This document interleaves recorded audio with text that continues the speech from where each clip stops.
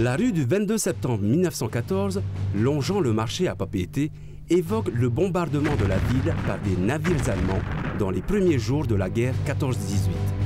Mais sais-tu pourquoi il y a une rue des poilus tahitiens?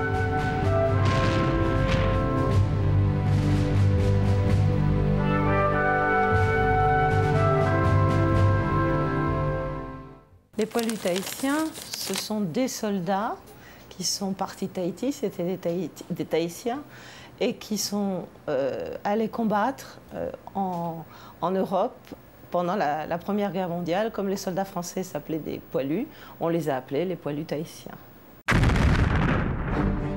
Quelques jours après la déclaration de guerre de l'Allemagne à la France, le 3 août 1914, un ordre de mobilisation partielle est lancé à Tahiti par le gouverneur Fautier.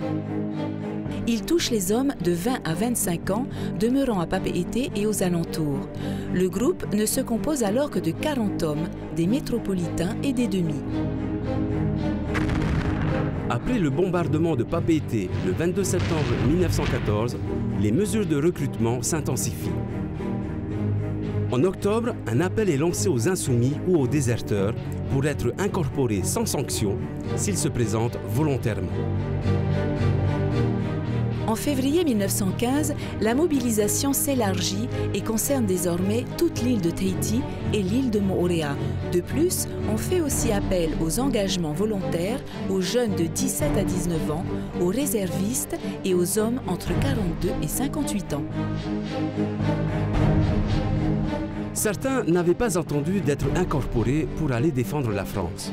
C'est le cas notamment du docteur Fernand Cassio, de Pierre Bernière, Édouard Hahn et de bien d'autres. Le 22 octobre 1915, le gouverneur Gustave Julien remplace Fautier. Il élargit le recrutement militaire à tous les Français d'origine âgés de 20 à 34 ans, puis aux autochtones de nationalité française et aux sujets français. Il faut savoir que depuis l'annexion de Tahiti à la France en 1880, les habitants de Tahiti, Moorea et les Tuamotu sont citoyens français. Par contre, les habitants des îles Marquises, des Gambiers, de Rapa et des îles sous le vent sont considérés comme sujets français. Ils n'ont pas l'obligation de service armé, ce qui pose des complications au niveau de la mobilisation. Il y avait dans les établissements français d'Océanie deux types d'habitants. Il y avait les citoyens qui, eux, étaient mobilisables et les sujets français qui n'y étaient pas obligés, mais dont certains ont décidé de partir et ont été des volontaires. En mars 1915 a lieu le premier départ collectif décidé par la colonie de Tahiti et son gouverneur, alors que le ministère de la Guerre n'a pas encore pris de décision pour l'Océanie. Ce n'est qu'entre janvier et juillet 1916 que l'on verra 7 contingents, un par mois, soit plus de 900 hommes partir avec l'aval du ministre de la Guerre. Au total, 12 contingents, soit 1115 hommes, partent de Tahiti, auxquels il faut ajouter les départs volontaires, alors que Tahiti ne compte que 30 000 habitants. Le voyage est interminable. Les bateaux font escale à Wellington en Nouvelle-Zélande, Sydney en Australie, pour enfin arriver un mois après à Nouméa en Nouvelle-Calédonie. Chaque escale est bien sûr un prétexte pour des fêtes, des réceptions, des défilés. À Nouméa, les Tahitiens reçoivent une instruction poussée. Certains, comme Puvana Aopa, resteront 6 mois pour devenir élèves caporal. Après leur formation, les Tahitiens et les Calédoniens embarquent pour une traversée de 63 jours, en passant par Sydney et Perth en Australie, Colombo à Ceylan, Port Saïd en Égypte et enfin Marseille. Mais pourquoi les Polynésiens s'engagent-ils ainsi à rejoindre la métropole et à combattre les Allemands? Pour Puvana et les autres volontaires des îles sous le vent, c'est le sens de l'honneur, le goût de l'aventure et le sentiment d'horreur que leur inspire l'agresseur allemand qui vient de frapper au cœur de Tahiti.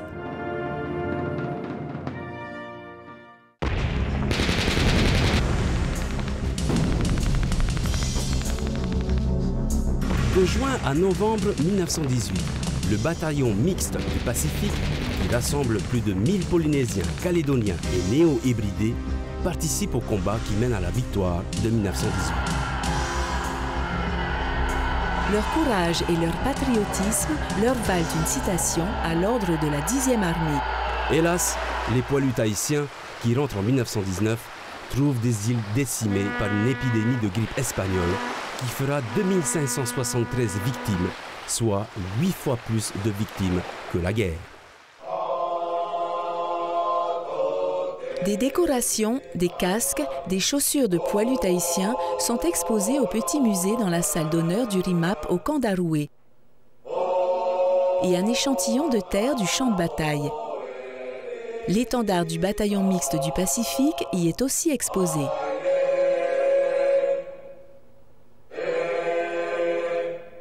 Des noms de rues de Papeete rappellent la guerre 14-18.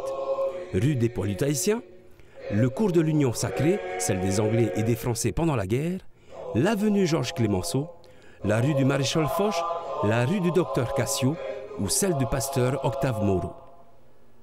Le monument aux morts, érigé en 1923, il reste le symbole du souvenir des personnes qui ont combattu au péril de leur vie.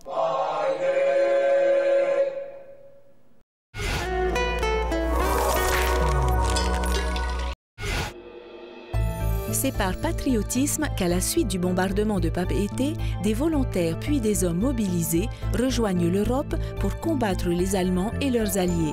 1115 hommes partent de Tahiti et des îles. 1 sur 5 ne reviendra pas. Dans les tranchées, les soldats connaissent des conditions de vie difficiles. On les surnomme les poilus tahitiens. Avec le bataillon mixte du Pacifique, ils participent au dernier combat qui mène à la victoire de 1918. Le dernier poilu tahitien est mort en 1994. Le monument aux morts, avenue Powana Aopa, commémore le sacrifice de tous ces hommes morts si loin du Fénois.